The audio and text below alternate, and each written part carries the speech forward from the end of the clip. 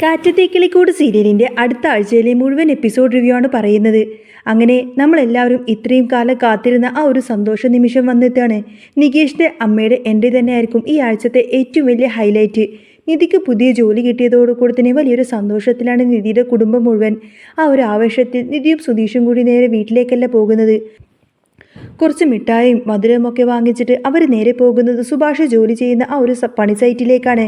ഉച്ച സമയത്താണ് അവരങ്ങോട്ടേക്ക് ചെല്ലുന്നത്. സുഭാഷ് അപ്പോൾ ഭക്ഷണത്തിൻ്റെ തിരക്കിലായിരുന്നു. ഇവരെ രണ്ടുപേരെയും കണ്ടപ്പോൾ സുഭാഷ് ചോദിച്ചു, അല്ല മക്കളെ, നിങ്ങൾ എന്താ ഇവിടെയെന്ന്. അന്നേരം നിധി പറഞ്ഞു, അതെ സുഭാഷേട്ടാ, എനിക്കൊരു സന്തോഷ വാർത്ത പറയാനുണ്ട്. എനിക്ക് ജോലി ശരിയായി. ഇത് കേട്ടപ്പോൾ സുഭാഷിന് ശരിക്കും അങ്ങ് അത്ഭുതമായി. അത്ര പെട്ടെന്ന് കിട്ടിയോ? വേറെ ഇൻ്റർവ്യൂ ഒന്നുമില്ലേ എന്ന് അദ്ദേഹം തിരക്കി. അന്നേരം നിധി മറുപടി കൊടുത്തു, ഇല്ല സുഭാഷേട്ടാ, ചില കമ്പനികൾ പെട്ടെന്ന് തന്നെ തീരുമാനമെടുക്കും. ഉടനെ തന്നെ ജോയിൻ ചെയ്യാനാണ് പറഞ്ഞിരിക്കുന്നത്. എന്നിട്ട് ആ ഒരു മധുരം നേരെ സുഭാഷിന് നൽകി. നിങ്ങൾ വല്ലതും കഴിച്ചോ എന്ന് സുഭാഷ് ചോദിച്ചപ്പോൾ സന്തോഷം കൊണ്ട് ആദ്യം ഏട്ടനെ കാണാൻ വേണ്ടിയിട്ട് ഓടി വന്നതാണ് എന്നും ഒന്നും കഴിച്ചിട്ടില്ല എന്നും നിധി പറഞ്ഞു. എങ്കിൽ എൻ്റെ ഈ ചോറ് മക്കൾ കഴിച്ചോ എന്നൊക്കെ പറഞ്ഞ് സുഭാഷ് സ്നേഹത്തോടെ നിർബന്ധിച്ചുവെങ്കിലും എല്ലാവർക്കും കൂടി കഴിക്കാമെന്നും അങ്ങനെ അവർ ഷെയർ ചെയ്താൽ കഴിക്കാമെന്നായി പറയുന്നത്. ആ സമയത്തന്നെ അങ്ങോട്ടേക്ക് ചാന്ദിനിയും അഭിലാഷും വരുന്നുണ്ട്.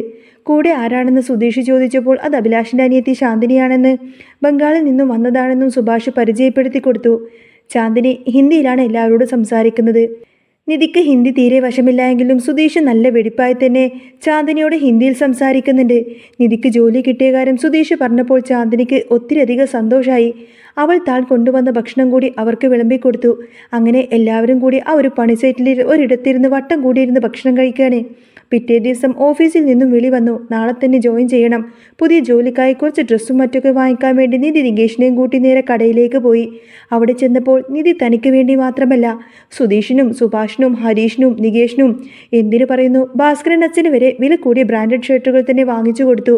ഇത്രയും വലിയ പൈസ എവിടെ നിന്ന് കിട്ടിയെന്ന് സുഭാഷ് അത്ഭുതത്തോടെ ചോദിച്ചപ്പോൾ പഴയ വള വിറ്റ് കാശ് തൻ്റെ കയ്യിലുണ്ടായിരുന്നു എന്നും നിധി മറുപടി നൽകി. ഇത്രയും വില കൂടിയ ഡ്രസ്സൊക്കെ വേണമായിരുന്നു എന്നായി സുഭാഷിൻ്റെ ചോദ്യം. എന്നാൽ നല്ല ബ്രാൻഡഡ് സാധനമാകുമ്പോൾ കുറച്ച് കാലം നിൽക്കില്ലേ. നിധി എല്ലാവരെയും അങ്ങനെ പറഞ്ഞ് സമാധാനിപ്പിച്ചു. അങ്ങനെ സന്തോഷത്തോടു കൂടി തന്നെ എല്ലാവരും ഡ്രസ്സ് വിതരണം ചെയ്തു. ജോലിക്ക് പോകുന്ന രാവിലെ ഭാസ്കരൻ വലിയൊരു മാലപ്പടക്കവുമായിട്ടാണ് എത്തിയത്. തൻ്റെ മരുമകൾക്ക് ജോലി കിട്ടിയത് ഈ നാട് മുഴുവൻ അറിയിക്കണമെന്ന വാശിയുടെയായിരുന്നു അദ്ദേഹം.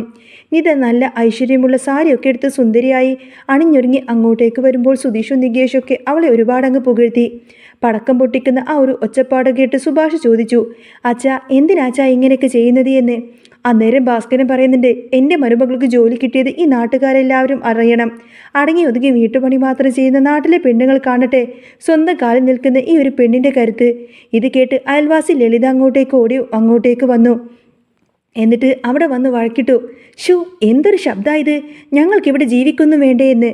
എന്നാൽ ഭാസ്കരൻ വിട്ടുകൊടുത്തില്ല.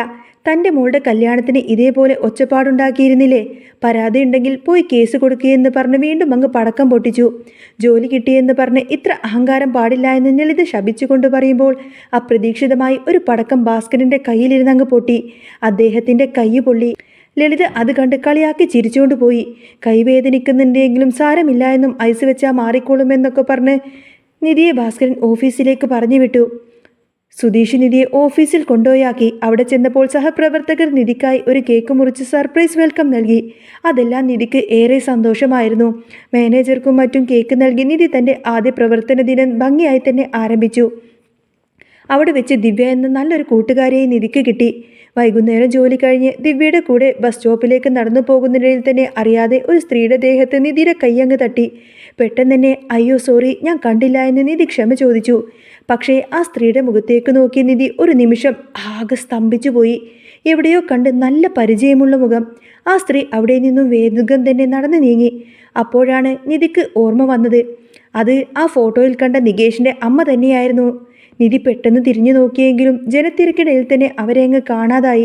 പരിഭ്രമത്തോടു കൂടി തന്നെ ഓടി വീട്ടിലേക്ക് എത്തിയ നിധി ഈ കാര്യം നികേഷിനോട് പറഞ്ഞു. നികേഷ് ഉടനെ തന്നെ ആ ഒരു ഫോട്ടോയുമായി ആ ഭാഗങ്ങളെല്ലാം തന്നെ തിരച്ചിൽ നടത്തിയെങ്കിലും അമ്മയൊന്നും അവിടെ കണ്ടെത്താനായില്ല. തൻ്റെ തൊട്ടടുത്ത് വന്നിട്ട് പോലും തൻ്റെ അമ്മയെ കാണാൻ കഴിഞ്ഞില്ലല്ലോ എന്ന സങ്കടത്തിലാണ് നികേഷ്. പിറ്റേന്ന് നേരം വെളുത്തപ്പോൾ നികേഷിൻ്റെ ഉള്ളിൽ ഒരൊറ്റ ചിന്ത മാത്രമേ ഉണ്ടായിരുന്നുള്ളൂ. എങ്ങനെയെങ്കിലും തൻ്റെ അമ്മയെ കണ്ടുപിടിക്കണം. നിധി പറഞ്ഞ ആ സ്ഥലത്തേക്ക് അവൻ രാവിലെ തന്നെ പാഞ്ഞെത്തി. കയ്യിൽ അമ്മയുടെ പഴയ ഫോട്ടോ മുറുകെ പിടിച്ചുകൊണ്ട് തന്നെ ഓരോ മുഖങ്ങളിലും അവൻ അവൻ്റെ അമ്മയെ തിരഞ്ഞു. ഓരോ ഇടവഴികളിലും നടന്നു. പക്ഷേ മണിക്കൂറുകൾ കഴിഞ്ഞിട്ടും നിരാശ മാത്രമായിരുന്നു ഫലം. ഇതേ സമയം ഓഫീസിൽ നിധിയുടെ മനസ്സ് ആകെ അസ്വസ്ഥമായിരുന്നു. അമ്മയെ താൻ കണ്ടത് വെറുതെയല്ല എന്ന് അവൾക്ക് ഉറപ്പായിരുന്നു. ഉച്ചയ്ക്ക് ദിവ്യയോടൊപ്പം പുറത്തിറങ്ങിയപ്പോൾ നിധി വീണ്ടും ആ പഴയ സ്ഥലത്തേക്ക് തന്നെ പോയി നിന്നു. എടി, നീ ഇത് എന്ത് തിരിയാ? ദിവ്യ ചോദിച്ചുവെങ്കിലും നിധി ഒന്നും തന്നെ മിണ്ടിയില്ല. പെട്ടെന്ന് ദൂരെ ഒരു പച്ചക്കറിക്കടയുടെ അരികിൽ വന്ന് നിൽക്കുന്ന ആ സ്ത്രീയെ നിധി വീണ്ടും കണ്ടു. ഇത്തവണ വിട്ടുകൊടുക്കാൻ അവൾ തയ്യാറായിരുന്നില്ല. അമ്മയെന്ന് വിളിച്ചുകൊണ്ട് തന്നെ നിധി അങ്ങോട്ടേക്ക് ഓടി. ആ സ്ത്രീ ഞെട്ടിത്തിരിച്ചു നിന്നു. അവരുടെ കണ്ണുകളിൽ ഒരു തരം ഭയവും വിഭ്രാന്തിയും നിഴലിച്ചു നിന്നു. ആരാ മോളെ ഇത്? അവർ വിറക്കുന്ന ശബ്ദത്തോട് ചോദിച്ചു. നിധി ഉടനെ തന്നെ നികേഷിനെ ഫോൺ വിളിച്ചു. നികേഷേ, നീ വേഗം ഈ ലൊക്കേഷനിലേക്ക് വാ, ഞാൻ നിന്റെ അമ്മയെ കണ്ടെത്തി കഴിഞ്ഞു. മിനിറ്റുകൾക്കുള്ളിൽ തന്നെ നികേഷ് അങ്ങോട്ടേക്ക് പാഞ്ഞെത്തി. വർഷങ്ങൾക്ക് ശേഷം തൻ്റെ അമ്മയെ നേരിട്ട് കണ്ടപ്പോൾ അവൻ്റെ തൊണ്ട ഇടറി. അമ്മയെന്ന് വിളിച്ചുകൊണ്ട് തന്നെ അവൻ അവരുടെ മുന്നിൽ മുട്ടുകുത്തിയിരുന്നു. പക്ഷേ ആ അമ്മ അവനെ ഒട്ടും തന്നെ തിരിച്ചറിഞ്ഞില്ല. എൻ്റെ മോൻ, അവൻ എന്നെ വേണ്ട എന്ന് പറഞ്ഞ് കളഞ്ഞവനാണ്.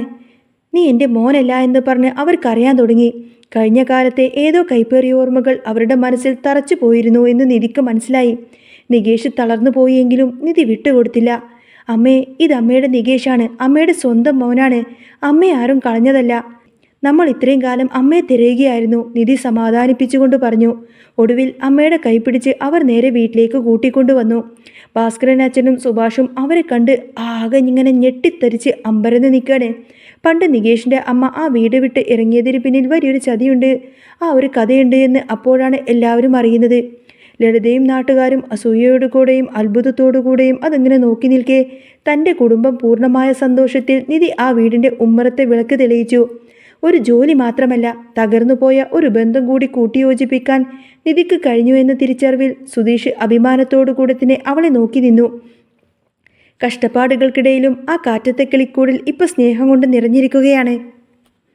നികേഷിൻ്റെ അമ്മയെ അങ്ങോട്ടേക്ക് നിധി കൊണ്ടുവന്നുവെങ്കിലും ഭാസ്കരൻ ഒട്ടും തന്നെ പ്രതികരിച്ചിരുന്നില്ല. നികേഷിൻ്റെ അമ്മ ഈ വീട് വിട്ട് ഇറങ്ങിപ്പോവാൻ കാരണം എന്താണ് എന്ന കാര്യമൊന്നും തന്നെ നിധിക്കറിയില്ല. നികേഷിൻ്റെ അമ്മയെ കണ്ട പാടെ കൂട്ടിക്കൊണ്ടുവരെ മാത്രമാണ് അവൾ ചെയ്തത്. പക്ഷേ ഈ ഒരു സംഭവത്തോടു കൂടെ തന്നെ ഭാസ്കരൻ നിധിയോടങ്ങ് പൊട്ടിത്തെറിക്കുന്നുണ്ട്. നികേഷിൻ്റെ അമ്മയെക്കുറിച്ചിട്ടുള്ള സകല സത്യങ്ങളും ഭാസ്കരൻ നിധിയോടങ്ങ് തുറന്നു പറയുന്നതോടുകൂടി തന്നെ കഥ പിന്നെ വമ്പൻ വഴിത്തിരിവിലേക്കാണ് പോകുന്നത്. അപ്പോൾ കാറ്റത്തെ കിളിക്കൂടിൽ ഇനി വരാൻ പോകുന്ന നല്ല സൂപ്പർ അടിപൊളി ത്രില്ലിംഗ് എപ്പിസോഡുകളൊക്കെ തന്നെയാണ്. നിങ്ങൾക്ക് ഈ ഒരു ചാനൽ ഇഷ്ടമാണെങ്കിൽ സബ്സ്ക്രൈബ് ചെയ്യാനും സപ്പോർട്ട് ചെയ്യാനും മറക്കല്ലേ കേട്ടോ. ഡെയിലി എപ്പിസോഡും അപ്കമിങ് എപ്പിസോഡൊക്കെ ഞാൻ ഈ ഒരു ചാനലിൽ അപ്ലോഡ് ചെയ്യാറുണ്ട്. അപ്പോൾ ചാനൽ ഇഷ്ടമാണെങ്കിൽ ഒരു ലൈക്കും ഹൈപ്പൊക്കെ തന്ന് സപ്പോർട്ട് ചെയ്യണേ. നെക്സ്റ്റ് വീഡിയോ ആയിട്ട് കാണാം. ബൈ.